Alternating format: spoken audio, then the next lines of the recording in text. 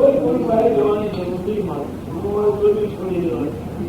મારી પાસે આવીને જો તમારા વિચારમાં ફેરફાર ન થાય, તમારા રોજિંદા જીવનમાં કેટલો ફેરફાર છે તમે બધા જોઈ લો. તમે 5 વર્ષ પહેલાની જિંદગી જોઈ લો, અત્યારે જો અને સુધી જો કે મને હું તો જોઉં નહીં, તમે તમારા આત્માને સમજો.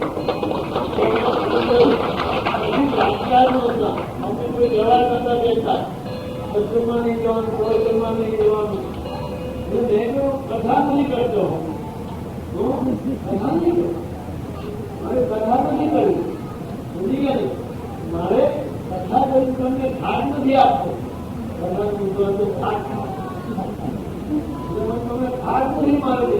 મારે તમને જે મેં કીધું ને કે એવું ઓપરેશન મારે કરવું છે. મોટી જમીન એ તો હવે જે ઓપરેશન કરતા તમારા એવા તમામ ખરાબ ભાઈને હવે નથી. અને એ તમે લોહીનું પણ કારણ કે લોહી બહુ ખરાબ. આ ભીષ્મ પિતામાં હતા, એને દુર્યોધનનો અનાજ ખાધું ત્યારે એનું લોહી દુર્યોધનનો એવો આવ્યો લોહી.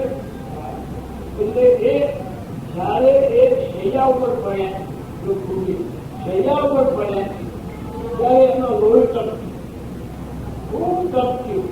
પછી દ્રૌપદીને બોલાય, દ્રૌપદી આજે હું તને મારી હોળ કરી દઉં. એ તારે તારા જીભ ઢેક્યા ત્યારે હું ન બોલ્યો, કારણ કે મેં દુર્યોધનનું અનાજ ટપકી અનાજ ખાધું હતું. એવું સાચું નહીં. એટલે દ્રૌપદી મને હું તને જોઈ નહીં શક્યો. જોતો મારામાં એવો એ હતો. આજે દ્રૌપદી કીધું કે આજે કેમ તો કે પેલા દુર્યોધનનું ગૌરી જે કાઢેલું એ બધું ગળી ગયેલું છે. ત્યારે મને જ્ઞાન થયું. એક સાચો નહીં રહ્યો ત્યારે એને જ્ઞાન થયું. દ્રૌપદી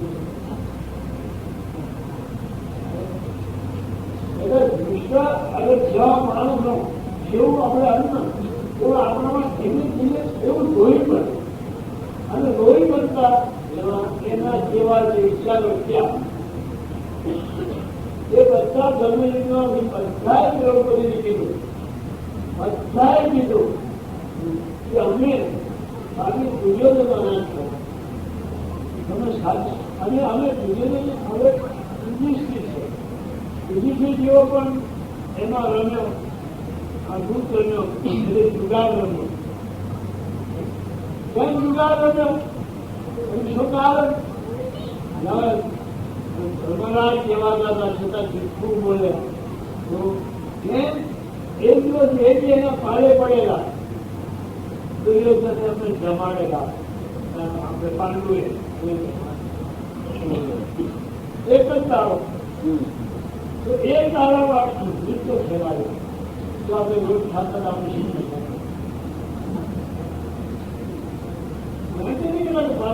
બધા આપણા પક્ષમાં તો સવાલ નહીં. મેં તો કીધું કે નાથ પક્ષમાં મુસલમાનો હોય તો તેને આપણે જમાડીએ, નાથ પક્ષમાં નાથ પક્ષમાં જરાય છેડછાડ નહીં મળે. હું ખુદ જઈશું કારણ કે હું રોઈ નો બોલું. હું તમને સાચવી ગયો. જો મારામાં પાર્ટી હોય હું તમને પૂર્વસ્થિત તમારી સામે મારે નહીં. અને એક દ્રૌપદીએ આખું યુદ્ધ થવાનું એક જ કારણ કે દુર્યોધનને ઘણો મારેલો. મંદિરે જો આ એક વાણી મેં કીધું ને જીભ, આંખ અને કાન આકારમાં દુર્યોધનને દ્રૌપદીએ ઘણું માર્યું. એટલે આ યુદ્ધ થયું. ધ્યાન રાખજો, એક બોલવાની કેટલું થયું. મહાભારત એટલે બોલતીને પણ વિચાર કર્યો, કોઈનું સાંભળવા વિચાર કરીને આંખે બુદ્ધિનો વિચાર કર્યો. આંખ તમારી આપણી બહુ ખરાબ. ઘણા આપણું જે વસ્તુ નથી જોતા પણ આપણે વિચાર કરીએ પછી વસ્તુ આંખો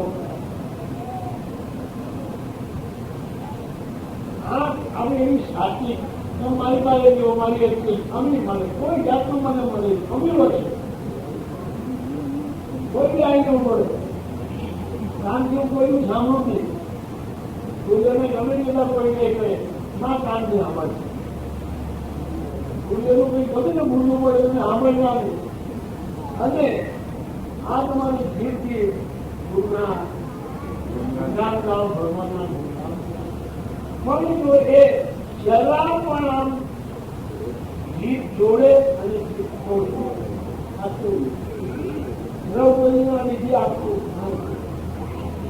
અને આ લોકોએ પાર્ટીનું સારું તો એ પાંડવો સાચાના છતાં એની વિરુદ્ધ થઈ.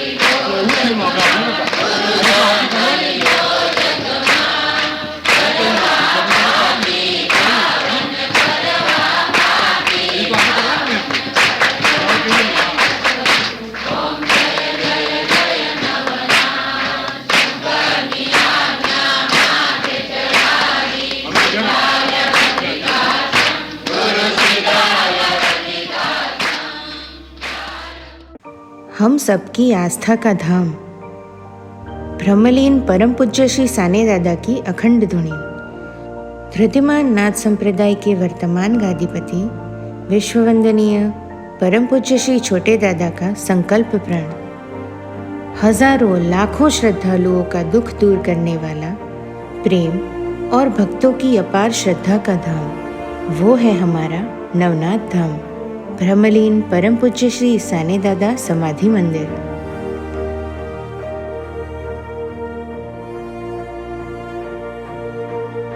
धृतिमान नाथ संप्रदाय के वर्तमान गादीपति विश्ववंदनीय परम पूज्य श्री छोटे दादा के प्रखर और प्रबल नेतृत्व के अंतर्गत ये भव्य मंदिर आकार ले रहा है। ब्रह्मलीन परम पूज्य सद्गुरु श्री साने दादा समाधि मंदिर निर्माण कार्य एक धार्मिक यज्ञ कार्य है जिसमें आहुति रूप में तन मन धन का समर्पण करके पुण्य प्राप्ति के अधिकारी बनिए और आत्मभाव से तेरा तुझको अर्पण की मानस वृत्ति से अपना सहयोग अवश्य दें। मन से देंगे तो भीख कहलाएगी, विश्वास से देंगे तो दान कहलाएगा, आत्मभाव से देंगे तो धर्म या कर्तव्य कहलाएगा। आपका दान माँ विमला अखूट अन्न क्षेत्र ट्रस्ट में करें। आपका दान मूल्य आर्टिकल 80G के तहत आयकर से राहत दायरे में आएगा। दान करने के लिए संपर्क करें 97269 70692 और 99137 19765।